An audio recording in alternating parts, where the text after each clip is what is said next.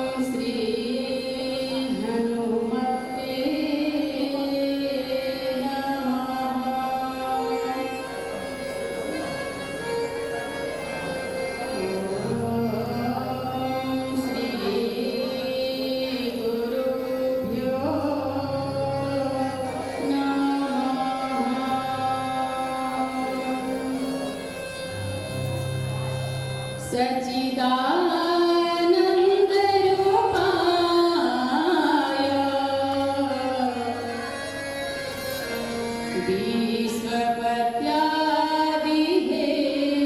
विश्वपत्यादिहेतवे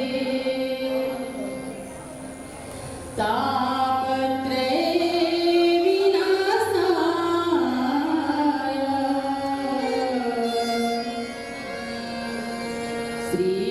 श्रीकृष्णाय वयं नमः।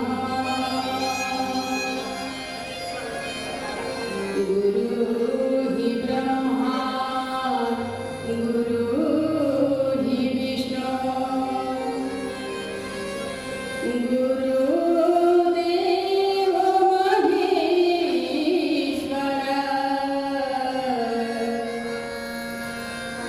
गुरु साक्षात् परं ब्रह्म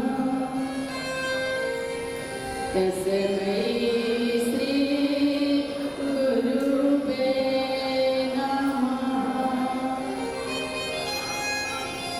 तस्मै श्री गुरुवे नमः। तस्मै श्री गुरुवे नमः। जय जय श्री राधारमण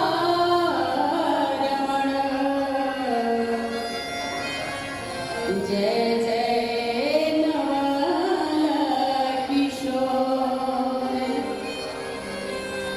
जय गोपी चित चोर प्रभु जय जय माखन चोर जय जय माखन चोर। राम नाम की लूट है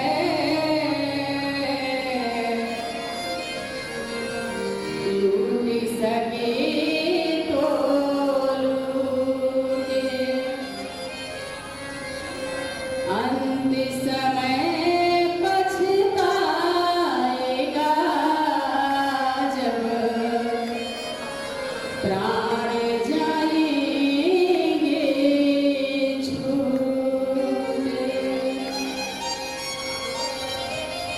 बोलिए वृंदावन बिहारी लाल की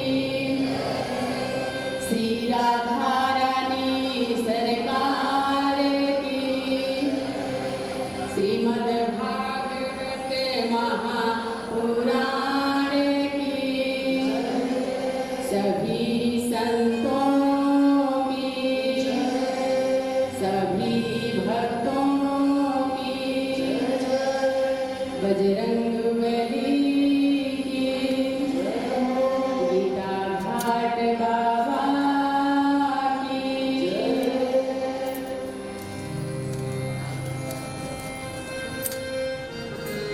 हमारे हृदय उड़ जाएंगे लक्ष्मी जी को जमा नहीं तो उड़ जाएंगे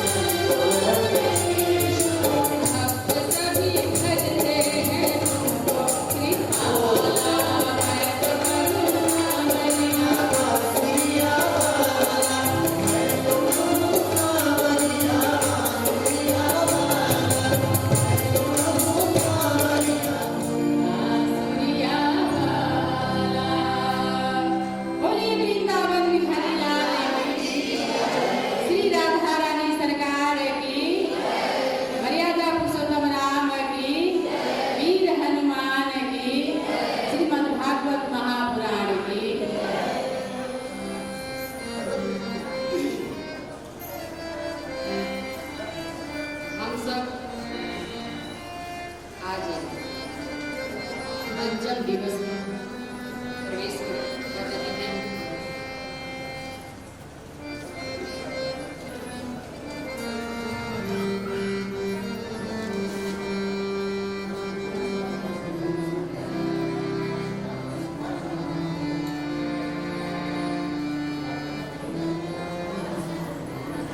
भक्तों में सबसे श्रेष्ठ भक्त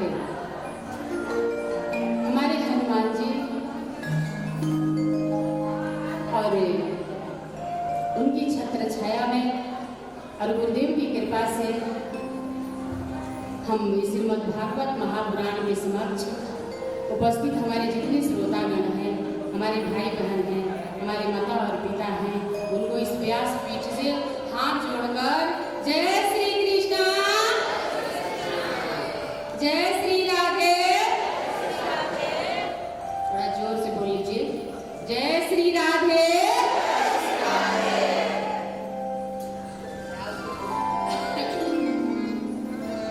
तो कल हम सभी ने मिलकर भगवान राम और भगवान कृष्ण के जन्मोत्सव मनाए।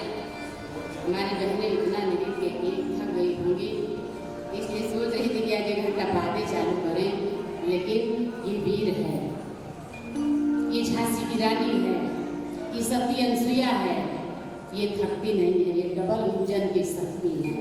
अपने लिए जोरदार ताली बजाइए।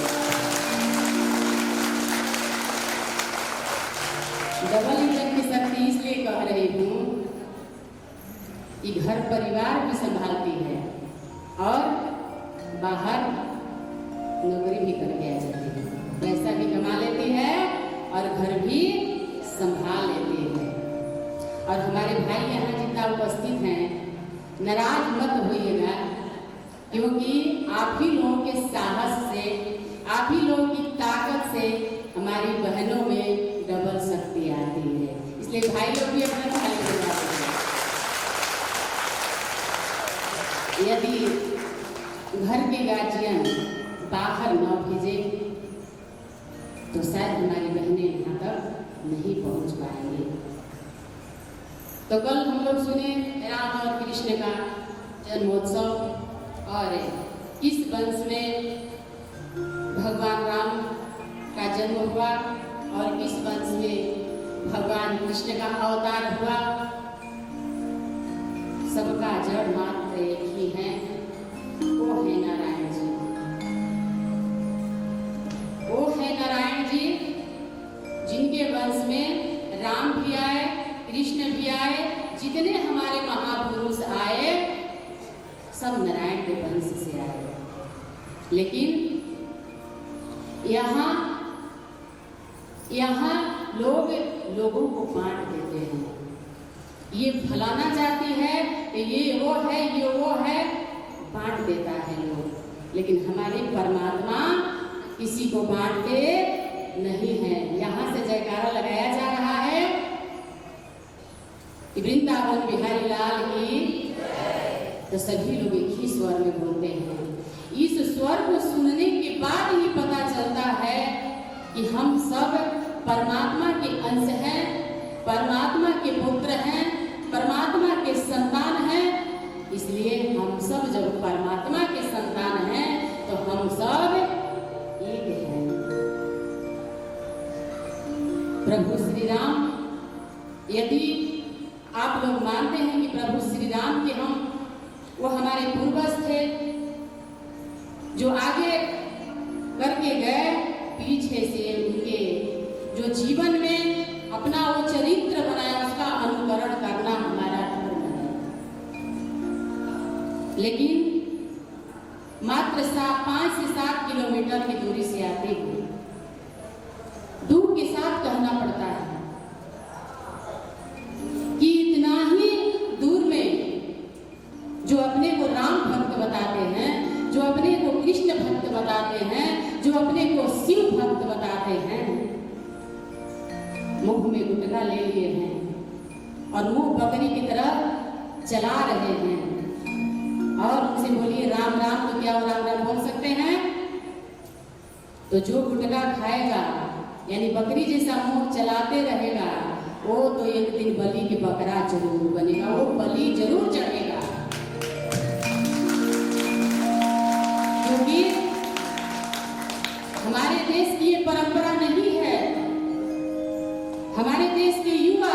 15 साल 16 साल की अवस्था में गुटखा खा रहा है, खैनी खा रहा है, मदिरा पान कर रहा है, गाली गलौज कर रहा है, तो समझिए कि हमारे देश की परिस्थिति और हमारा देश कहाँ जाने वाला है। ये सोचनीय चीज है, कहाँ जा रहा है हमारा देश, कैसे इसकी प्रतिष्ठा बचेगी। विश्व गुरु कहाने वाला भारत दूसरे का नकल कर रहा है। यहाँ लोग आते थे नकल करने के लिए और यहाँ के लोग विदेशों की नकल कर रहे हैं। तो जो अपने संस्कृति का सम्मान नहीं करता, तो चाणक्य ये भी कह के गया कि जो अपने संस्कृति का और संस्कार भूल जाता है, अपनी मातृभाषा भूल जाता है, उस देश का पतन निश्चित है और हो रहा है। हमारे चाणक्य जी बोल कर गए कि उस देश का पतन निश्चित है, होगा। वही हाल है हमारे देश के नौजवानों के। हम यहाँ भागवत महापुराण सुना रहे हैं, उनके चरित्र का चित्रण कर रहे हैं कि हमारे भगवान राम कैसे थे, वो अपने जीवन में क्या किए, वो मर्यादा पुरुषोत्तम राम क्यों बने,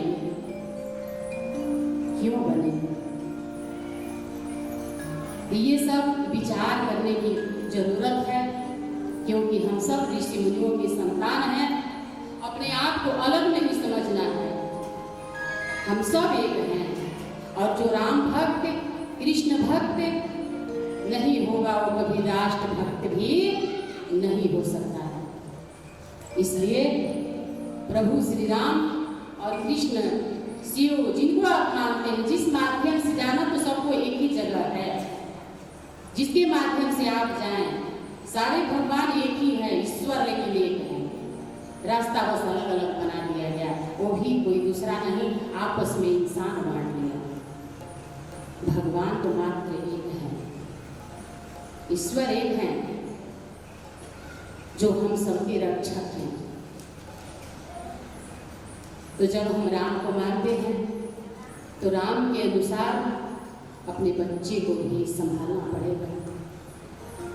माता कौशल्या, राम कौशल्या के पुत्र हैं, लेकिन कौशल्या के कक्ष में कभी मर्यादा पुरुषोत्तम राम अपने माता के साथ नहीं सोए थे, माता कैकेयी के साथ सो रहे थे। इतना त्याग होगा तब राम राज्य आएगा। राम राज्य की कामना गुटखा खाने से नहीं हो जाएगा, राम राज्य तब नहीं आएगा जब हम खैनी खाएंगे, गुटखा खाएंगे, यानी अपने देश की पैसा मुंह में लेकर और जमीन पर थूक देंगे, जिससे कि भयंकर बीमारी होगी, कैंसर तक हो सकता है। कैंसर होगा 8-8, 10-10 लाख रुपया लगता है। भगवान की यदि कृपा हो तो बच जाएगा, वरना बचता ही नहीं है। धन और जन सबकी बर्बादी होती है, फिर भी लोग उसी के पीछे दौड़ रहे हैं। कथा सुनने से क्या फायदा, क्या फायदा होगा। हम राम राम यहाँ राम नाम की जयकारा लगाने से क्या फायदा।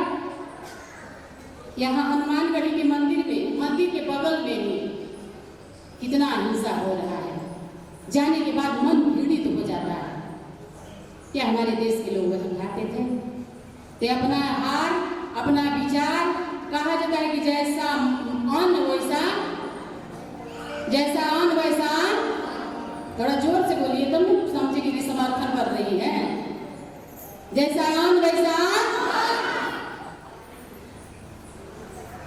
और जिसके घर के गार्जियन यदि मदिरा पान करता है, तो सबसे कष्ट में हमारी बहनें रहती हैं, सबसे कष्ट में हमारी बहनें रहती हैं, क्योंकि वही बाहर से कमा कर लाने वाला है। 10 रुपया, 20 रुपया, 50, 100, 200, 500 जो भी कमाया उधर ही लुटा देगा, तो फिर वो अपने बच्चे को कैसे पढ़ा सकता है। इसलिए मैं व्यासपीठ से यही हाथ जोड़कर, जहाँ तक मेरी आवाज़ आ रही है, सुधारने की कोशिश कीजिए। किसी को पता है कि किसी को अच्छा लगेगा, किसी को अच्छा नहीं लगेगा। हमने कहा शराबी से, हमने कहा शराबी से दूर हो जाओ इस खराबी से, हमने कहा शराबी से दूर हो जाओ इस खराबी से। उसने कहा क्या खराबी है, आप भी तो अंगूर खाते हो,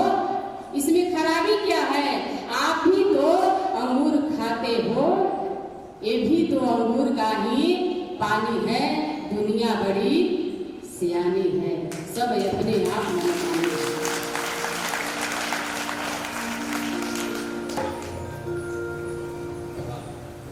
हमने कहा जुआरी से दूर हो जाओ, उसने कहा इसमें क्या बुराई है। अरे धर्मराज युधिष्ठिर भी तो जुआ खेला था, ये तो रीत पुरानी है, दुनिया बड़ी।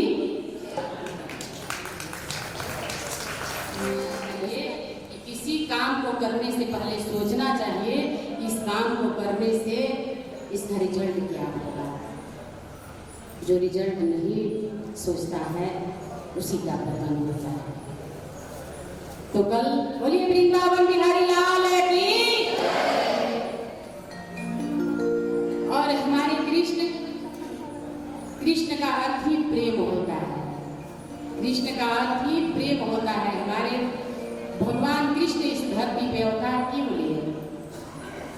आखिर उनका अवतार लेने का मकसद क्या था?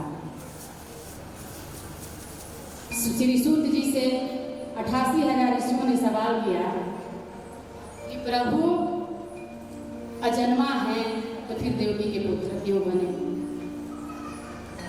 उनका अवतार कैसे हुआ? तो हमारे कहने का मतलब ये है कि जब जब होए धर्म की,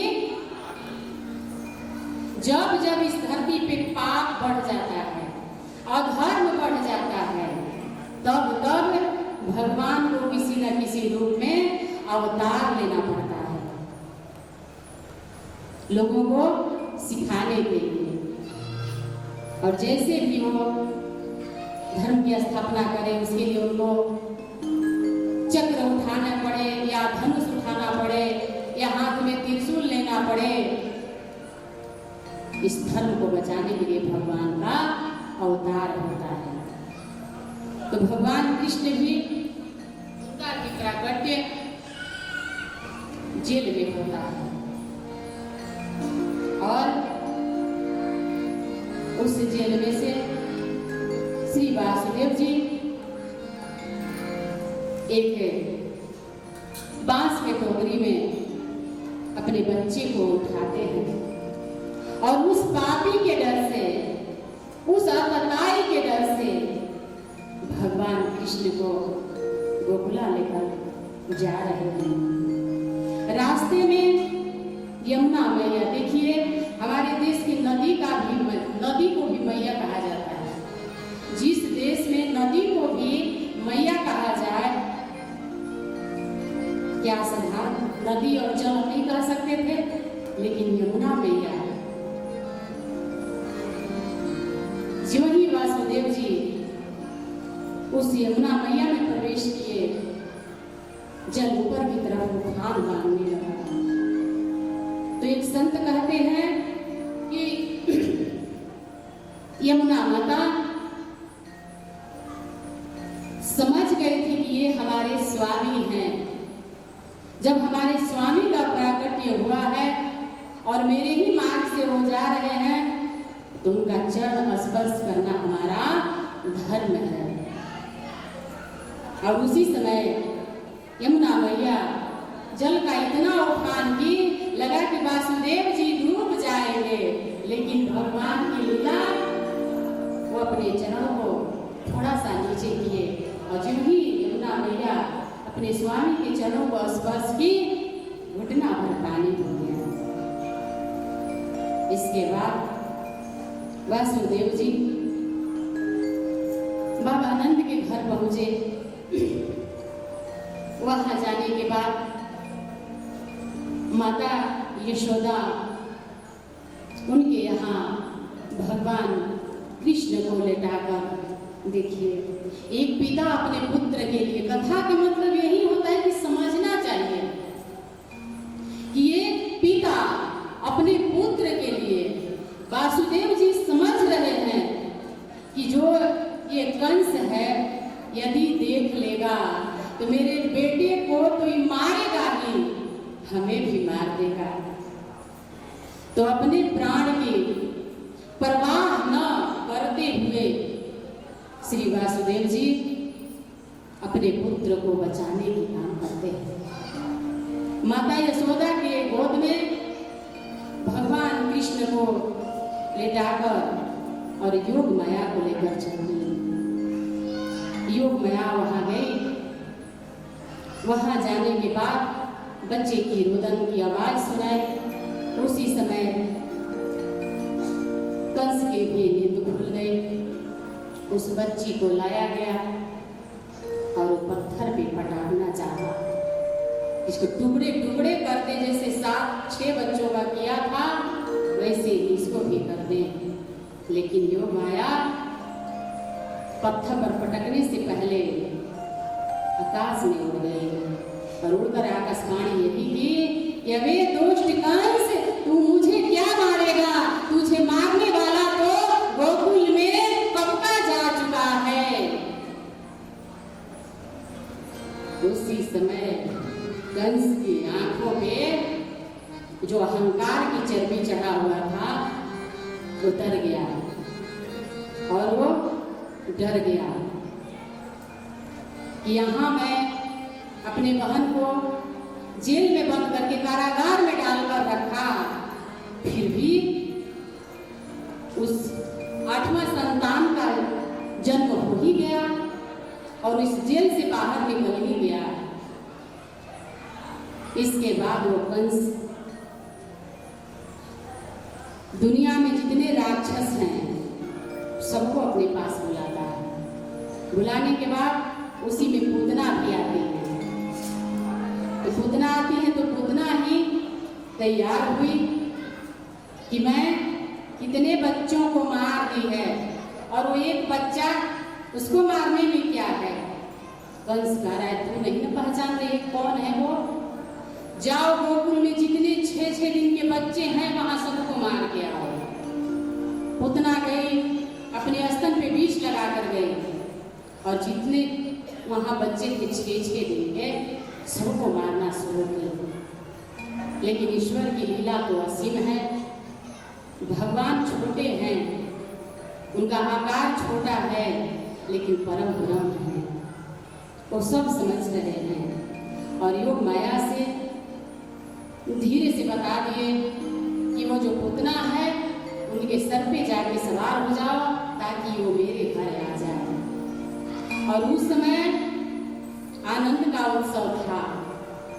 सभी लोग उस आनंद को देखने के लिए आ रहे थे। पूतना भी गई सबसे सुंदर रूप बनाकर। मतलब वो गोकुल में उसके जैसा कोई सुंदर नहीं था, इतना सुंदर रूप बनाकर गई। तो गोकुला की गोपियां कह रही हैं ये परी क्या, लग रहा है स्वर्ग से आई है, इतनी सुंदर महिला कहाँ से आई है। लेकिन उनको तो बस हमारे कन्हैया से मतलब था। वो खिड़कियों से जाकर झांकने लगे और मैया उसी समय भगवान कृष्ण को दूध पिला रहे थे। पूतना को देखते ही हमारे प्रभु अपनी आंखों को बंद कर लिए। मैया यशोदा समझी कि लाला सो गया और उस लाला को किसी कोने में ले जाकर सुला के उस पाले में डालकर और मैया रसोई घर में चली गई। उसी समय पूतना घर में प्रवेश की और लाला को गोद में लेकर किसी कोने में बैठकर और दुग्ध पान कराने लगे। भगवान कृष्ण के बारे में करिए कि इतना छोटा सा बालक है और इसके डर से इतना बड़ा राजा डर रहा है। 2 मिनट में इसका काम तमाम होने वाला है। लेकिन भगवान कृष्ण मन ही मन कि अच्छा 2 मिनट में किसका काम तमाम होने वाला है वो तो खुद ही तुम्हें पता चल जाएगा।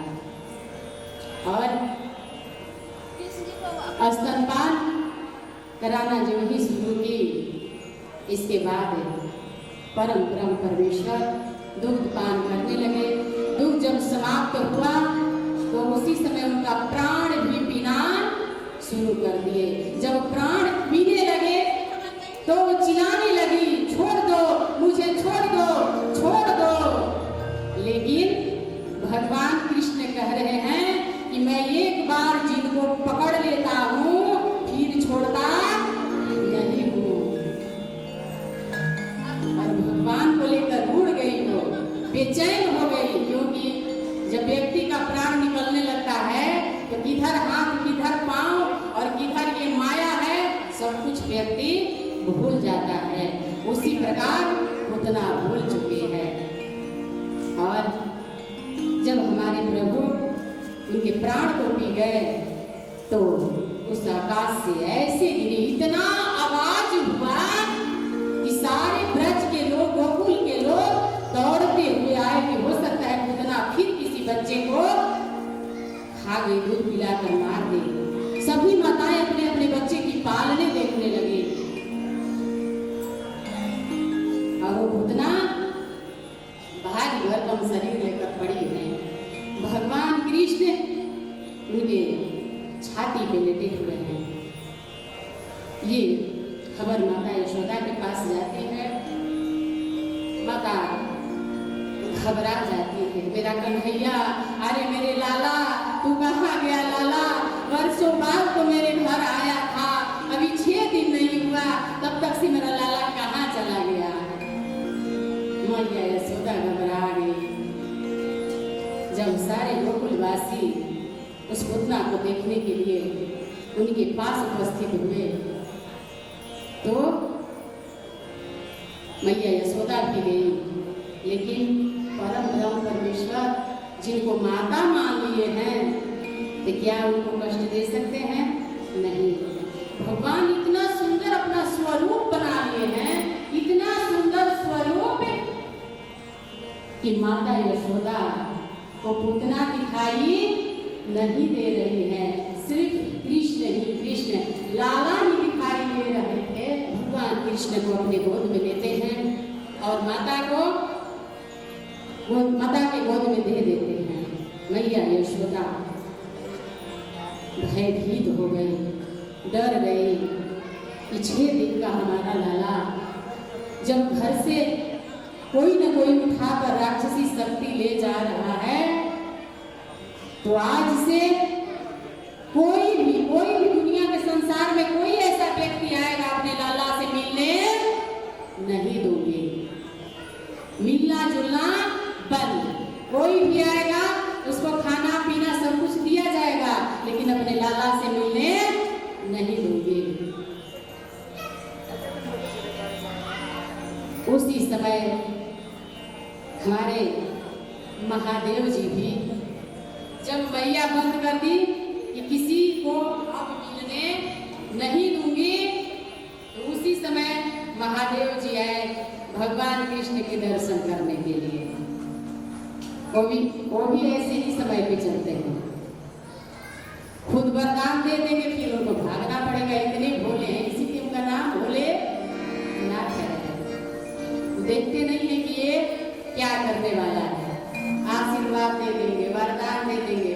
रावण को भी दे दिए, कंस को भी दे दिए। इतने भोले हैं। लेकिन हमारे भगवान शिव ये नहीं कहते कि यदि मैं तुम्हें अमर बना दिया तो सारी दुनिया को समाप्त कर दो। सत्य है, सत्य ही शिव है। भगवान शिव जी आते हैं लाला के दर्शन करने के लिए, और उसी समय माता यशोदा देखी कि ये संत महात्मा गले में नाग लगाए हुए अलख निरंजन अलख निरंजन अलख निरंजन बोल रहा है। भाई ये कौन है? ये कौन सा फिर राक्षस आ गया मेरे लाला को मारने के लिए? गला में नाग लगाया हुआ, कान में भी झूल रहा है, एक झोली लिया हुआ है और ये जटा लटकी हुई है, दाढ़ी इतना बड़ा बड़ा है। ये कौन सा आ गया मेरे लाला को मारने के लिए? क्योंकि जब दूध से मुंह जल जाता है तो छाछ भी लोग फूंक फूंक कर पीते हैं। मैया क्या जान रही है कि भगवान शंकर है। और उसी समय मैया यशोदा अपने घर में गई और एक भगवान शिव के लिए खाने पीने की वस्तु लाई। बाबा मेरे घर लाला हुआ है, जो खाना है आप खा लीजिए, जो मांगना है मांग लीजिए, आज देने के लिए मैं तैयार हूँ। भगवान शंकर बोले क्या चाहिए मुझे? ये आपका 56 प्रकार की भोजन नहीं चाहिए। हीरा मोती लेकर आती है वो भी लौटा देते हैं, कहते हैं कि बस जो तुम्हारे घर लाला जायो है उसका सिर्फ दर्शन करा दो, इसके बाद मैं यहाँ से चला जाऊंगा। मैया यशोदा कह रही है कि यही तो नहीं करा पाऊंगी, अपने लाला के दर्शन नहीं करा पाऊंगी। लाला का दर्शन करना बंद हो गया है।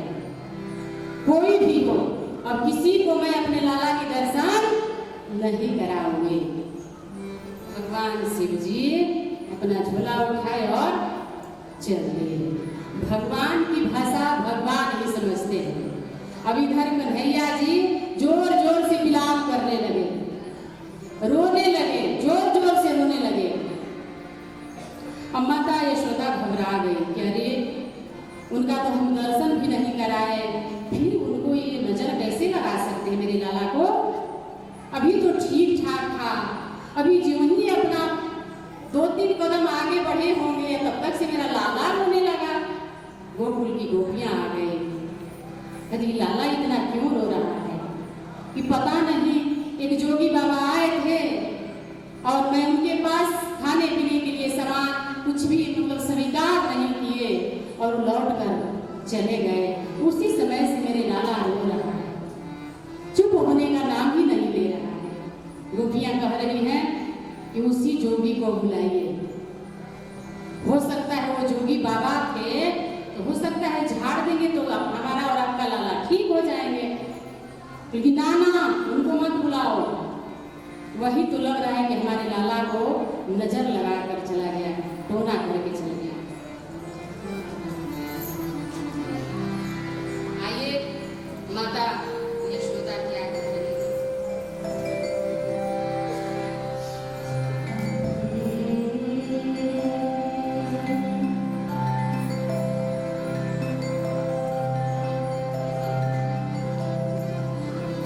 बाबा ने मार दिया टोना,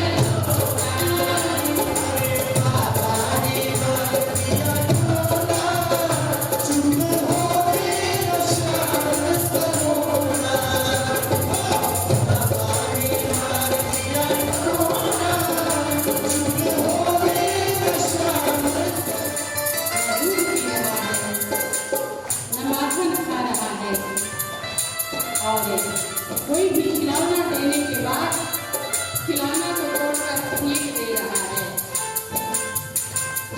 क्या करूं हे गोपी, मुझे तो कुछ समझ में नहीं आ रहा है। बाबा ने पार दिया सोना, झूमे हो गए श्याम सलोना।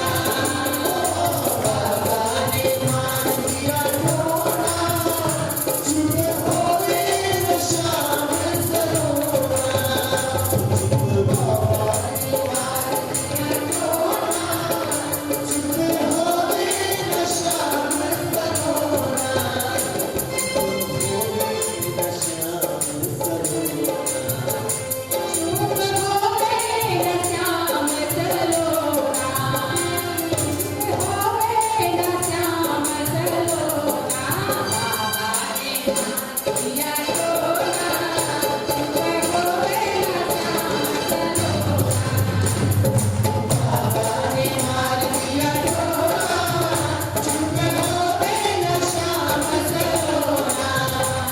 बाबा ने पार दिया सोना, झूमे हो गए श्याम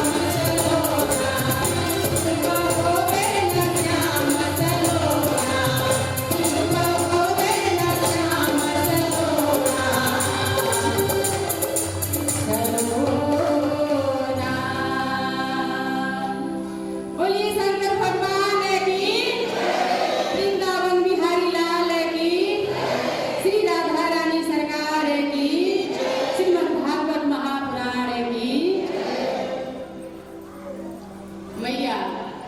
घबरा गए थे कि अभी तक अपने लला को स्नान कराई थी।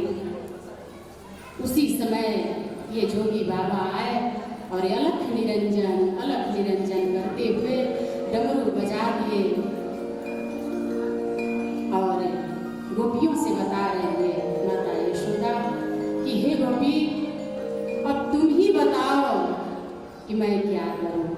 गोपी भी अपने गोद में ले रही और चिल्ला चिल्ला कर रो रहे हैं, क्योंकि भगवान की भाषा भगवान ही समझते हैं।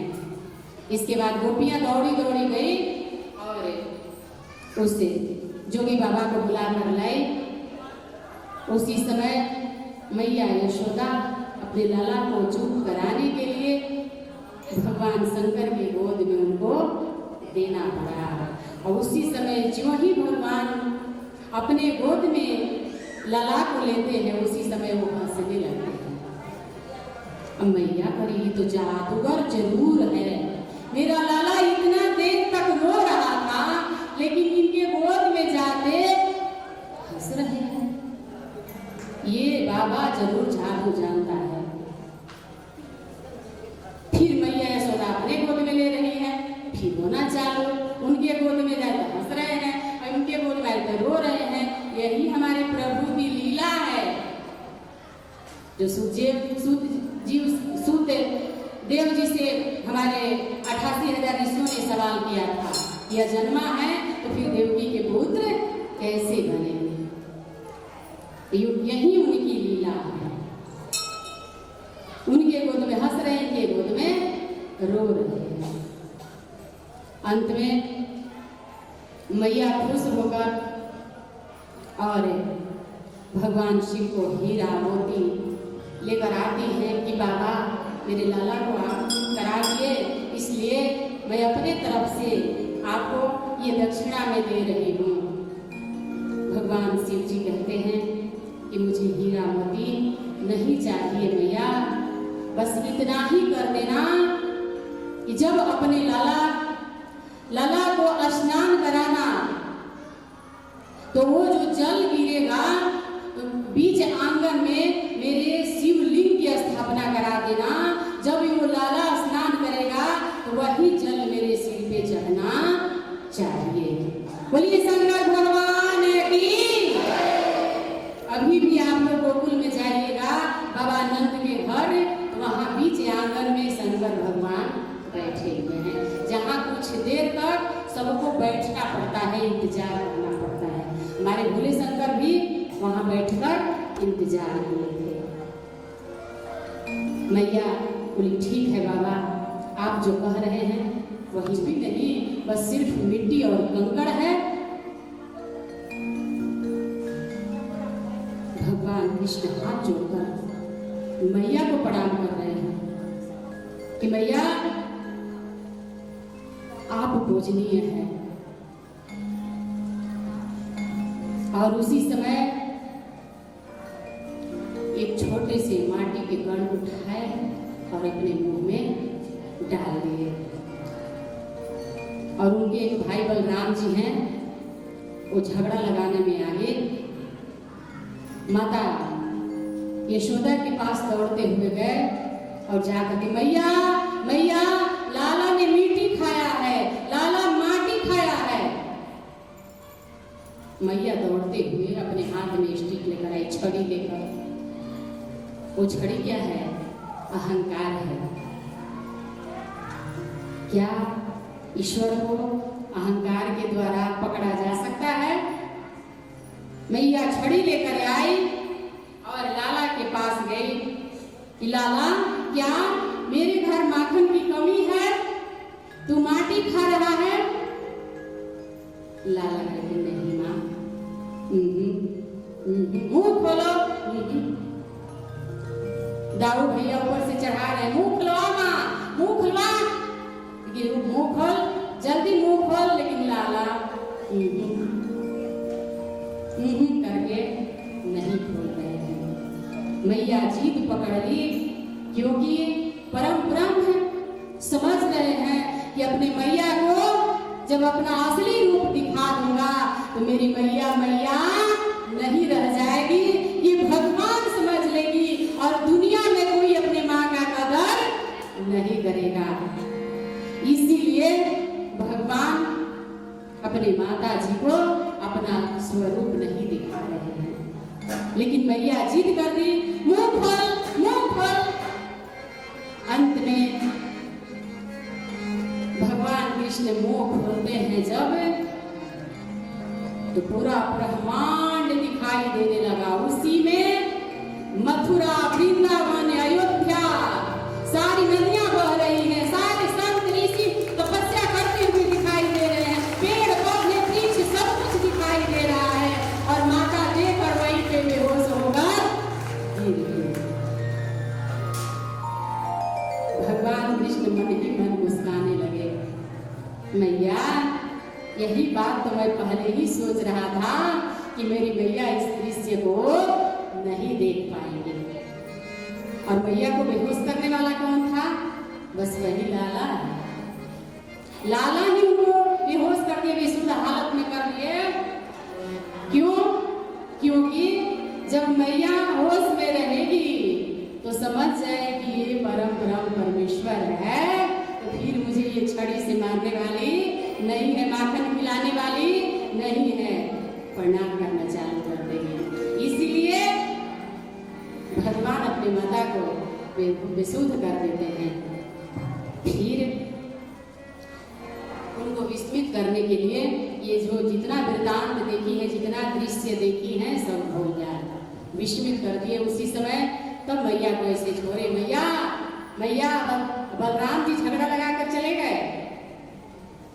लेकिन भगवान कृष्ण अपनी माता को फिर होश में लाए। उसी समय मैया गोद में लाला लाला फिर करने लगे, क्योंकि माँ और वो माँ जो है संसार की माँ है। संसार की माँ के अंदर ऐसा ही होता है कि नहीं? आप लोगों के अंदर होता है ऐसा। तो उसी प्रकार माँ जो है यशोदा संसार की माँ है, जो परम ब्रह्म उनके गोद में आए हुए हैं। और एक दृश्य और आता है कि हमारे भगवान कृष्ण ने माटी क्यों उठाई? उनको मिट्टी खाने की क्या आवश्यकता है? माता यशोदा यही बोल रही है कि क्या मेरे घर माखन की कमी है कि तू माटी खाया? लेकिन हमारे परम ब्रह्म परमेश्वर मिट्टी क्यों खाए? उनका खाने का मतलब ये था कि उनको अपने मातृभूमि से इतना लगाव था, अपने मातृभूमि से इतना प्रेम था कि उस मिट्टी को संसार के लोग मिट्टी समझते हैं, लेकिन भगवान कृष्ण उनको चंदन समझ रहे हैं। चंदन है इस देश की माटी, तपोभूमि हर ग्राम है, हर बाला देवी की प्रतिमा, बच्चा बच्चा राम है। भगवान कृष्ण उनको माटी समझकर नहीं खाए थे, अपनी मातृभूमि से उनको बहुत लगाव था। परायों को अपनाना, गिरते हुए को उठाना, ठुकराए हुए को अपने गले लगाना परिपाटी है मेरे देश की, और सत सत नमन, कोटि कोटि बंदन, चंदन से कम नहीं माटी मेरे देश की, चंदन से कम नहीं माटी मेरे देश की। यही सोचकर भगवान कृष्ण ने उस मिट्टी को खाए थे। और संसार के लोग भगवान कृष्ण लीला कर रहे हैं। लीला क्यों किए? आखिर उनका लीला करने का मतलब, इस पृथ्वी पर अवतार लेकर लीला करने का मकसद क्या था? संसार को बदलना।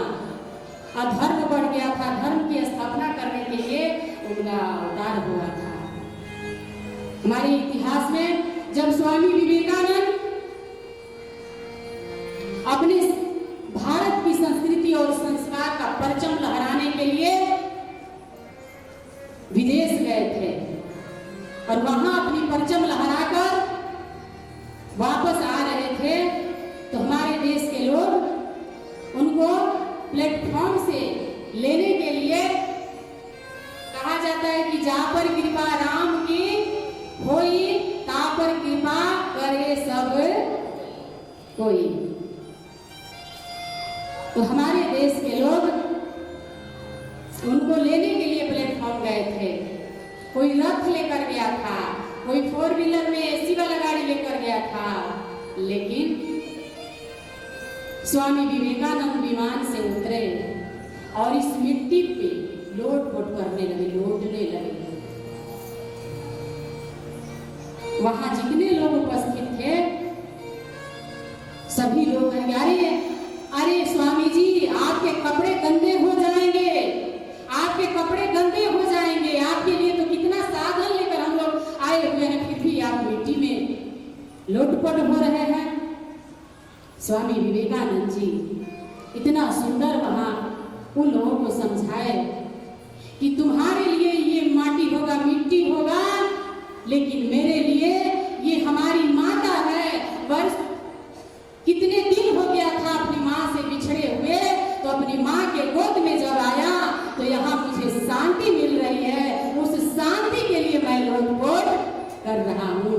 तुम्हारे लिए ये मिट्टी होगा, लेकिन मेरे लिए ये मेरी माँ है, मेरी मातृभूमि है। तो ऐसे ऐसे लोग हमारे देश में हैं। कथाएं हम बहुत सुनेंगे, लेकिन जब तक से चिंतन मंथन नहीं करेंगे तब तक से कुछ समझ में आने वाला नहीं है। इसीलिए वो माटी खाए थे हमारे कन्हैया, मिट्टी खाकर लीला किए थे। और उस समय हमारी जो यमुना मैया है, उस समय उस मैया का जल सारे ब्रज मंडल के लोग पिया करते थे। लेकिन आज जाकर देखिए यमुना मैया का हालत क्या हुआ है। सारा जल काला हो गया है, पीना तो छोड़िए, नहाने लायक भी नहीं है, पशु भी उसमें पानी नहीं पी रहा है। हम कैसे माने कि आप कृष्ण भक्त हैं? हमारे देश के लोग कृष्ण भक्त हैं, राम को मानने वाले हैं। जब अपने पूर्वजों की विरासत ही समाप्त हो रही है तो फिर, लेकिन हमारे जब भगवान कृष्ण थे उस समय यमुना मैया कलकल करके बह रही थी। सभी लोग उस जल का आचमन करते थे, आचमन करने के बाद ही खाना खाते थे, उसी जल को पिया करते थे। लेकिन आज दुर्दशा देखिए, कृष्ण लीलाएं हम यहाँ सुनाकर चले जाएंगे, लेकिन लीला क्यों की है ये समझाने के लिए आए हैं। और हमारे भगवान कृष्ण गैया को बहुत प्रेम करते थे, गाय माता को इतना प्रेम करते थे, इतना प्रेम करते थे कि एक दिन उनके मन में विचार आया कि इतनी तपती धूप में मेरी गैया मैया अपने पाँव में जूता नहीं पहनती है और मेरी मैया मेरे पाँव में जूतियां पहना कर भेजती है, क्या ये मेरे गैया मैया का पाँव नहीं जल रहा है? उसी समय से भगवान कृष्ण अपने जूतियां को फेंक दिए और अपने गैया मैया के लिए बिना जूती के रहा करते थे। इतना मानते थे गौ माता को। लेकिन आज गौ माता, अभी जाकर शासनम में देख लीजिए, प्रत्यक्षम किम प्रमाणम अस्ति, यहाँ देख लीजिए जाकर कि हमारी गौ माता कचरा खा रही है, प्लास्टिक खा रही है, मरने पे मजबूर है, घुट घुट कर जी रही है। वो कैसे माने भगवान कृष्ण को? हमारे देश के लोग मान रहे हैं। गैया मैया कहती हूँ, तब तक से लोग अपने घर में रखा करते हैं। जिस दिन दूध देना बंद कर देती हूँ मोहन, उसी दिन कतल खाने में लोग बेच देते हैं। हे कन्हैया, हे माधव, हे नाथ, तुम कहाँ हो? मुझे बचाने के लिए आ जाओ। कहा जाता है कि गाय माता में 33 कोटि देवता विराजमान होते हैं। आज 33 कोटि देवताओं जिनमें विराजमान होते हैं, उनकी दशा ये है,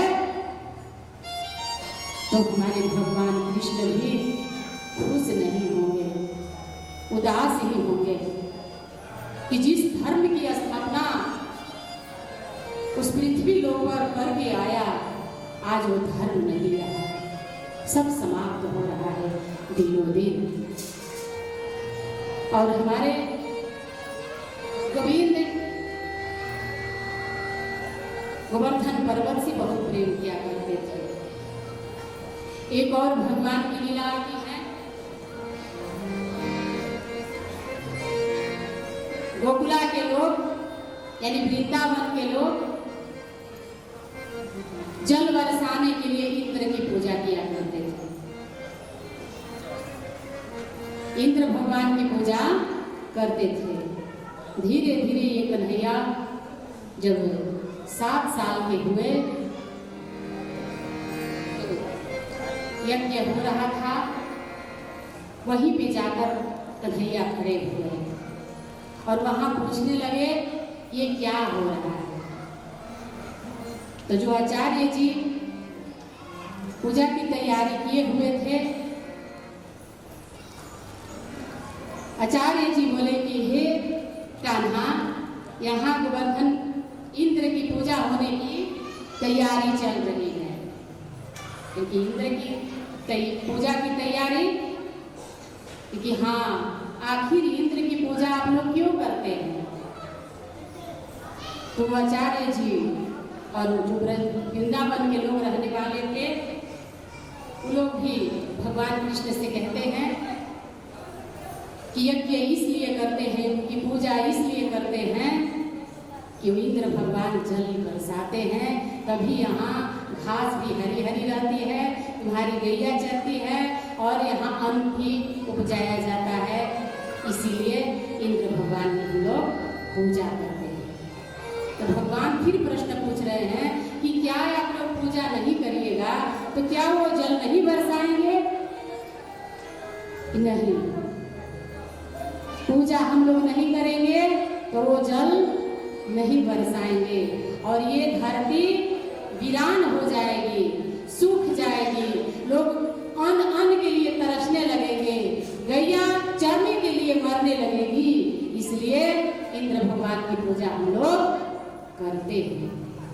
भगवान कृष्ण उसी समय कहते हैं कि वो कौन सा भगवान है पूजा करने के बाद ही जल की वर्षा करेंगे? अरे भगवान का काम तो ये है कि पूरी सृष्टि की रक्षा करना,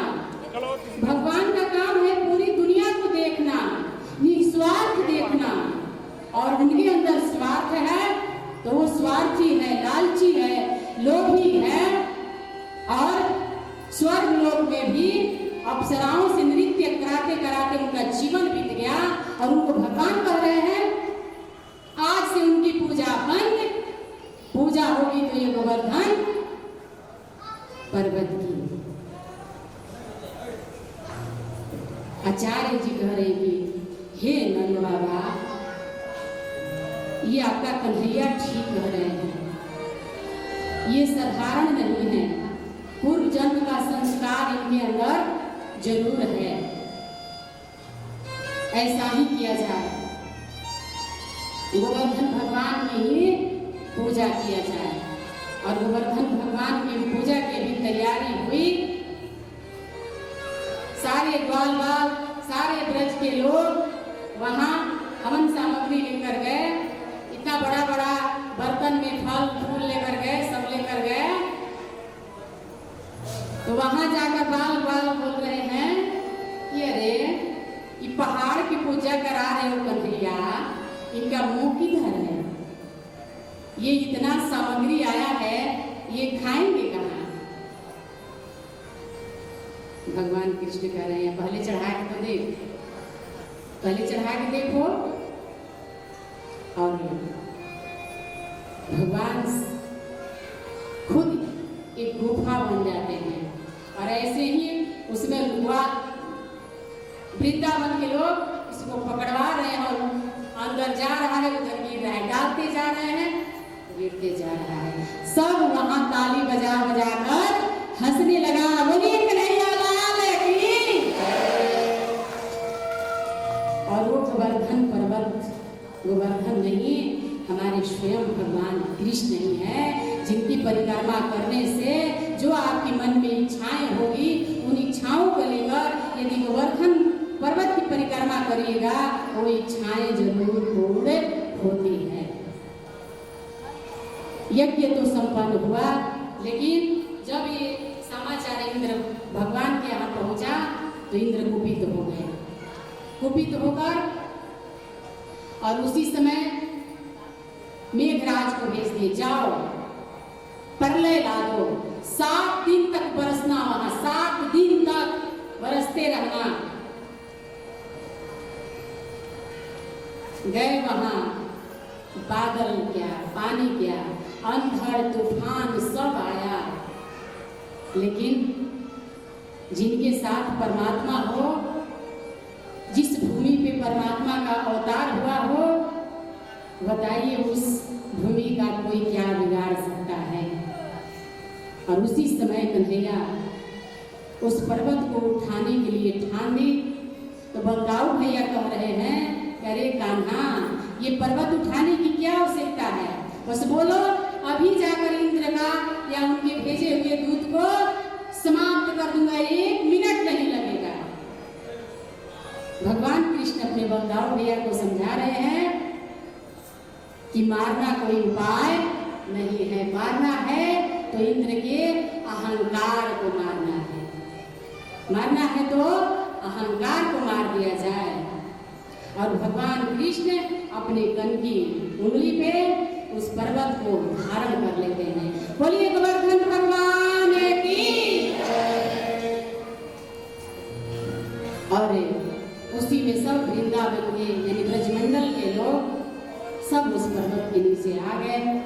7 दिन तक, 7 वर्ष के हमारे भगवान कृष्ण 7 कोस में फैला हुआ वो पर्वत कानी उंगली पर उठाए हुए हैं। कितना कैसा है हमारे भगवान कृष्ण, अपनी प्रजा की रक्षा के लिए 7 दिन तक अन्न जल त्याग दिए थे अपने ब्रजमंडल की रक्षा के लिए। 7 दिन तक उस पर्वत को 7 वर्ष की अवस्था में उठाए रह गए अपनी भूमि की रक्षा के लिए। और वहां जो उनके बाल ग्वाल सखा थे, वो भी अपना डंडी लगाया हुआ था। तो उनके मन में भी थोड़ा सा अहंकार आया, कन्हैया तो अकेले उठा लिया है क्या इस पहाड़ को, अकेले उठा लिए हैं, इनसे उठ जाएगा पर्वत। फिर उसी में से एक सखा कह रहे हैं, ऐसे मत बोलो, हमारा कान्हा 7 दिन से उठाया हुआ है, इनको बोल दो कि थोड़ा सा उंगली ढीली करके आराम कर दे। ऊपर उंगली उठाए उठाए इनके हाथों में दर्द हो गया होगा, थोड़ा सा कह दो कि ढीला कर ले। भगवान कृष्ण कहते हैं कर दूं ढीला? हाँ कर दो लाला, हम लोग है ना अपना डंडी लगाए हुए हैं, कर दो कर दो। भगवान कृष्ण थोड़ा सा किए, तब तक से वो जितना डंडी लगाया था चटक चटक के सारे डंडियां टूट गई। बोलिए वृंदावन बिहारी लाल की। और उसी समय सब कहने लगे ये लाला साधारण नहीं है, ये भगवान है। भगवान कृष्ण कह रहे हैं हाँ मैं भगवान हूँ। हाँ तो भगवान है। फिर 7 दिन तक कन्हैया उस पर्वत को उठाए रहे, अपने कन की उंगली पे उस पर्वत को उठाकर, यानी अपने शरीर पे कष्ट उठाकर अपने राष्ट्र की, अपनी प्रजा की रक्षा करना हमारा कन्हैया अपना धर्म समझा। लेकिन आज के राजा की स्थिति देख लीजिए। आज के राजा बस अपनी रक्षा होनी चाहिए। हम एसी में इस रोड पर भी निकले तो एसी में ही निकले। हमारे आगे पीछे 10-10 गाड़ियां हो तो हमारे चाणक्य जी कहकर वो तो नहीं रहे, चले गए, लेकिन लोग चले जाते हैं, उनका शब्द धरती पे, उनका कर्म धरती पे विराजमान होता है कि जिस देश का राजा विलासी होगा उस देश का सत्यानाश हो जाता है। अरे जो अपनी स्वयं रक्षा नहीं कर सकता वो राष्ट्र की रक्षा क्या करेगा? अपने बीच के लोगों को चुनकर भेज दिया गया तो वही अपनी रक्षा, अपनी सुरक्षा में लग जाता है। अरे वैसा काम कीजिए कि सब आपका भाई बहन बन जाए, सब आपको प्रेम दे। आखिर कोई किसी को क्यों मारेगा?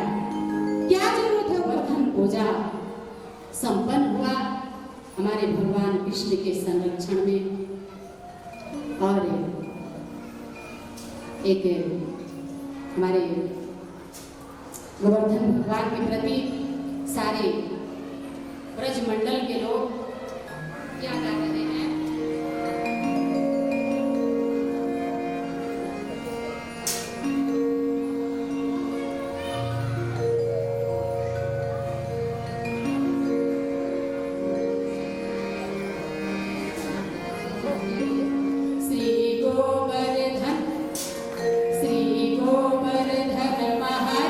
महाराज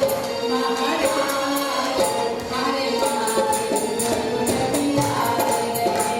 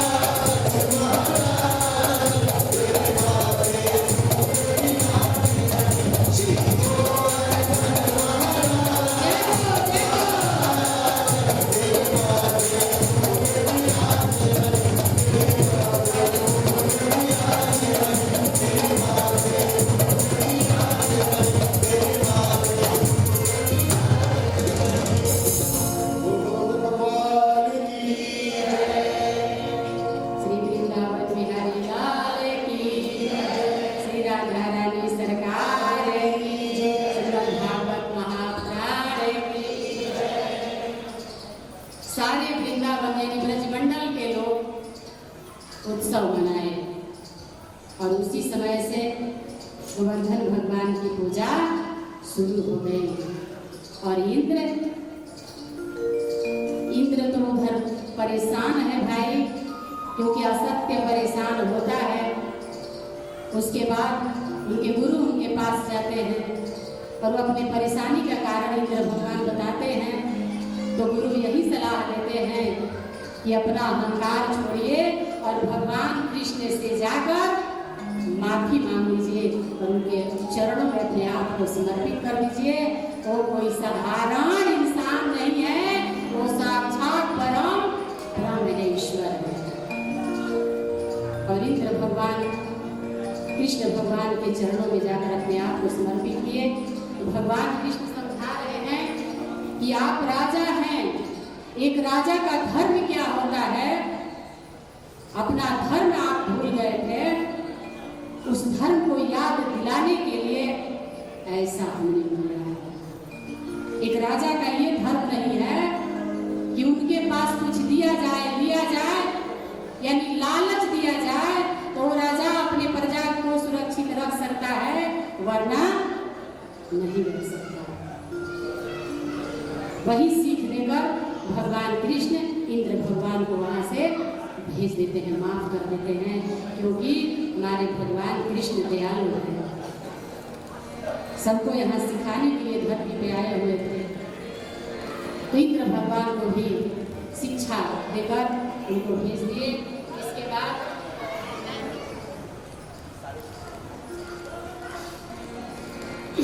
इसके बाद एक और लीला आती है कि सारे ब्रजमंडल के लोग, त्योहार था, किसी की शादी विवाह होगा, उसी में सभी लोग नाच रहे थे और साथ में कन्हैया भी नाच रहे थे।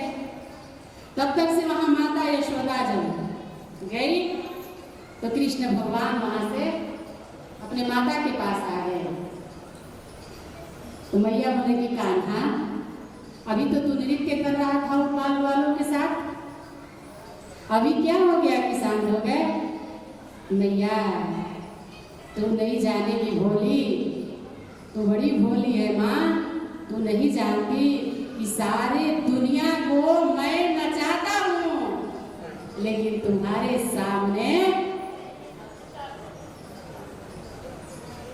मैया फिर भी नहीं समझ पाई, क्योंकि संसार की माँ थी। भगवान हर जगह टिप्स दे रहे हैं, लेकिन मैया समझ नहीं पा रहे हैं। तो उसी में सारे ग्वाल बाल नृत्य कर रहे हैं, तो मोर और मोरनी भी उसी में नृत्य कर रहे थे। तो फिर भगवान कृष्ण माता यशोदा से पूछते हैं, ये मोर के साथ ये कौन नृत्य कर रहे हैं? तो मैया यशोदा बता रही हैं कि मोर की मोरनी है। मोरनी किसको कहा जाता है माँ? तो मोरनी मोर की बहू है, मोर की बहू है, यानी पत्नी है। इसीलिए दोनों एक साथ नृत्य कर रहे हैं। तो भगवान कृष्ण फिर वहीं पे सवाल, मैया मेरी बहू कहाँ है? मोर की बहू है और मेरी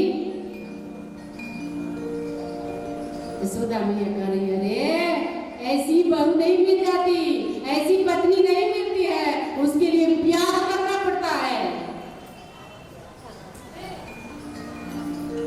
मथुरा के लोग, वृंदावन के लोग ब्रज भाषा में बोलते हैं। मैया कह रही कि इसके लिए प्यार करना पड़ता है, विवाह नहीं, प्यार करना पड़ता है। लाला जब तक से तू प्यार नहीं करेगा तब तक से तुम्हारी बहू आने वाली नहीं है। तो मैया आखिर मेरी बहू है कहाँ? क्योंकि जो तुम्हारे साथ खेलने आती है वो छोटी सी छोरी बरसाने की, वही तुम्हारी बहू है। भगवान कृष्ण करें तो मैया तुमसे जब चंदा मांगा तो उस समय भी तुम मूर्ख बना दी, कठौती में पानी भर के और चांद को दिखा दी। क्या समझ रही है माँ? मैं मूर्ख हूँ? मैं भगवान हूँ? भगवान माँ सब समझता हूँ। कहूँ कभी चतुर्भुज रूप दिखा दूँ। अरे जा, चतुर्भुज रूप दिखाएगा। दिन भर माटी में खेलते रहता है, बाल बालों के जूठन खाते रहता है, अपने को भगवान कह रहा, चतुर्भुज रूप दिखा देगा। क्योंकि मैया मन ही मन भगवान विचार कर रहे हैं कि वाह रे मेरी भोली मैया। मैया कह रही अरे जा तो भगवान है, चतुर्भुज रूप दिखा देगा। भगवान विष्णु मन ही मन विचार कर रहे हैं। और फिर संसारिक लीला, मैया बाल हट है और स्त्री हट है, राज हट है और एक योगी हट है। ये 4 हट है जो अपने हट पे आ जाए तो बिना किए हुए वो हट समाप्त नहीं होता है। बाल हट भगवान मना कर दिए, मैया मुझे बहू चाहिए चाहिए चाहिए, मेरा ब्याह करा दो उस छोरी से। जब तक से ब्याह नहीं कराओगी मैया, मैं तेरी गैया चराने वाला, आज के बाद मैं तुम्हारे दहली पे पांव रखने वाला और तुमसे कटी, आज के बाद मैं तुमसे बात भी करने वाला नहीं। लेकिन लाला तू ऐसे मत कर, अपनी मैया को परेशान नहीं किया जाता है। अभी तो कितना छोटा है, अभी तुम्हें बहू की क्या आवश्यकता है? अरे 7 साल के लाला, 8 साल के लाला, तू शादी विवाह करेगा, बड़ा हो जाओ तब तुम्हारी अच्छी लड़की ढूंढकर, तुम्हारे लिए अच्छी लड़की, अच्छी बहू ढूंढकर तुम्हारी शादी कर दूंगी। लेकिन लाला हाथ पांव पटकने लगे, नहीं मैया मेरा ब्याह करा दो करा दो करा दो, और हट पे आ गए। क्या कह रहे हैं अपनी मैया से?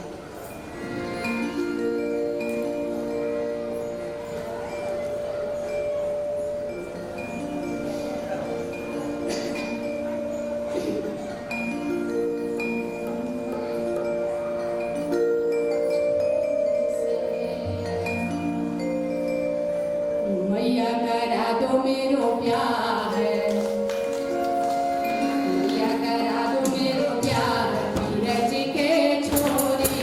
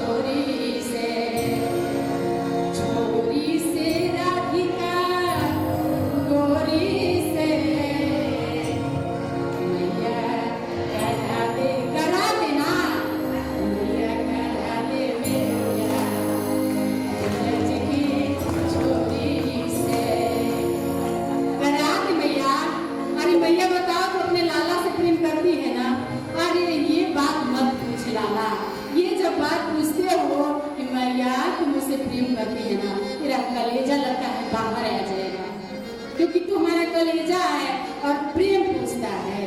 इस प्रक्रिया पूरी करने के बाद तुम्हारा विवाह अवश्य करवा दूंगी। लाला, अपनी मैया को परेशान मत कर।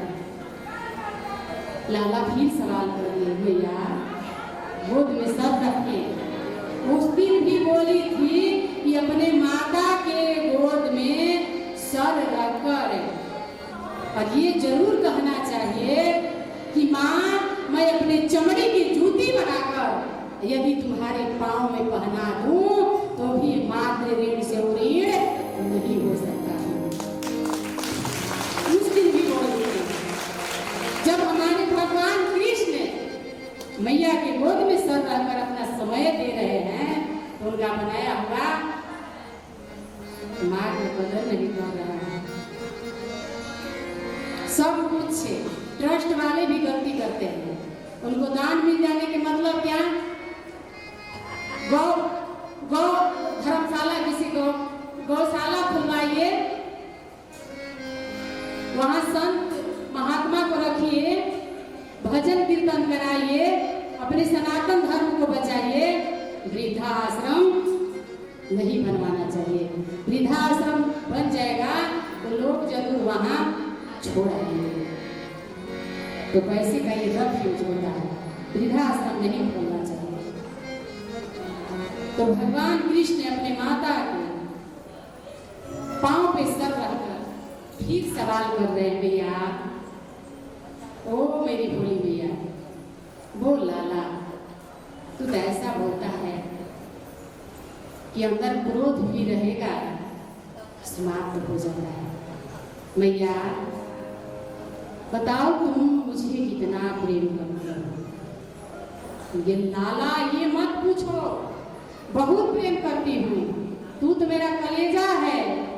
लेकिन उसी समय मैया यशोदा गैस पे दूध बैठाई हुई थी, तब तक से दूध उबल गया। अब वो लाला की सर धरती पे फटक गए और यशोदा मैया उस दूध को बचाने के लिए चल दी।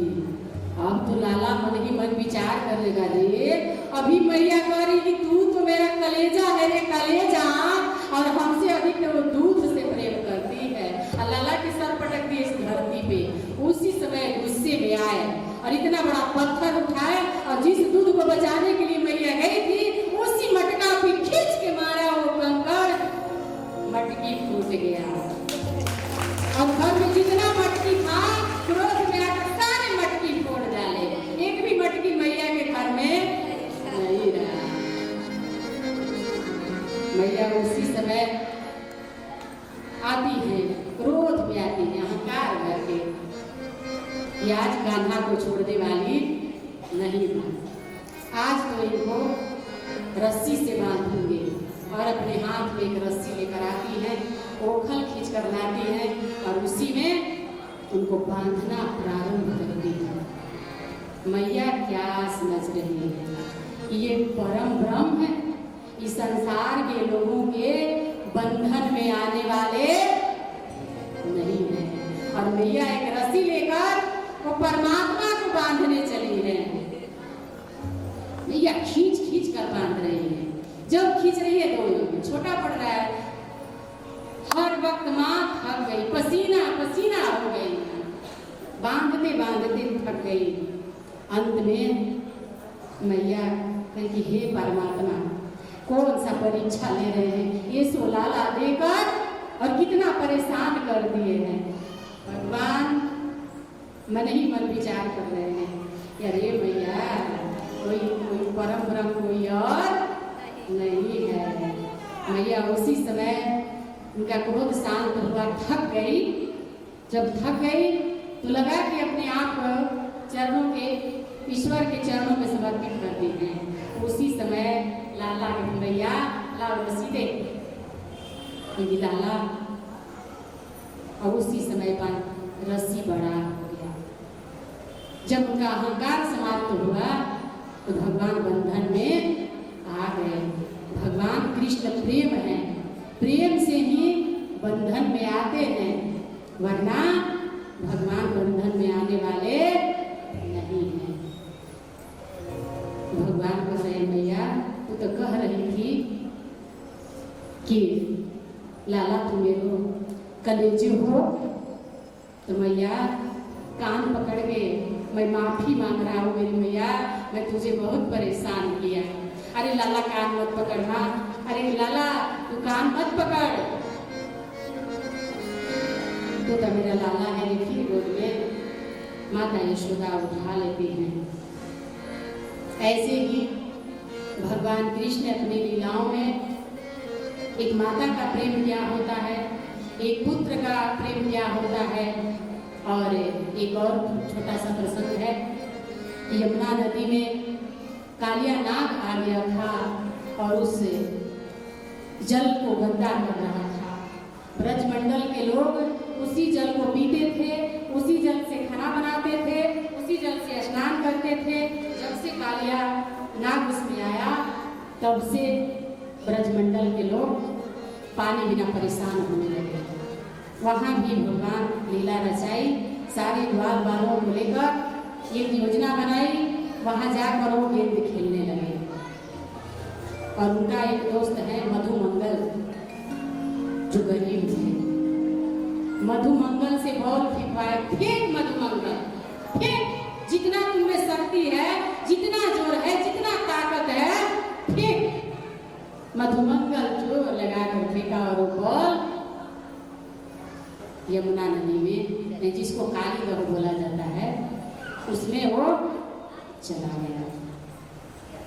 अब तो सब बाल बाल ये कन्हैया का काम है, यही ऐसा करवाया है, यही बोला है कि जोर लगा के फेंक, जोर लगा के फेंक, तो जा तू ही लेकर आओ। और भगवान कृष्ण क्योंकि लोगों की रक्षा करने के लिए ही वो धरती पे अवतार लिए थे। जब व्यक्ति को जल ही नहीं मिलेगा, जल ही क्या है, जीवन है, जल ही जीवन है, तो उसमें भगवान कूद जाते हैं और कूदने के बाद कालिया नाग का मर्दन करते हैं। मर्दन करने के बाद उनके धन पे खड़े होकर बांसुरी लेकर नृत्य करते हैं।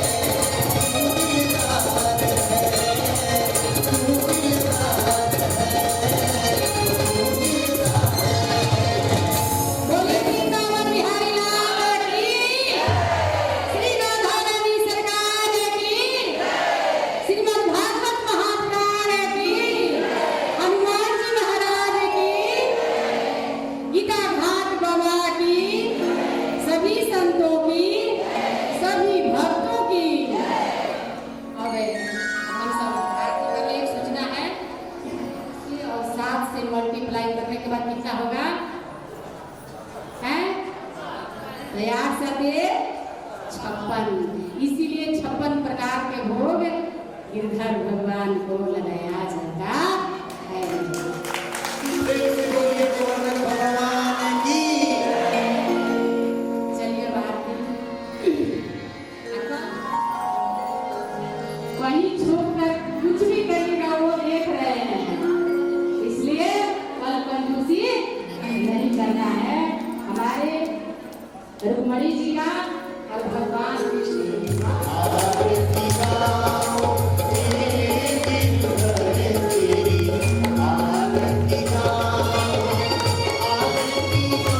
प्यारे आपको रिझाओ, आरती गाओ प्यारे आपको रिझाओ, बाकी बिहारी तेरी, आरती गाओ गिरधर।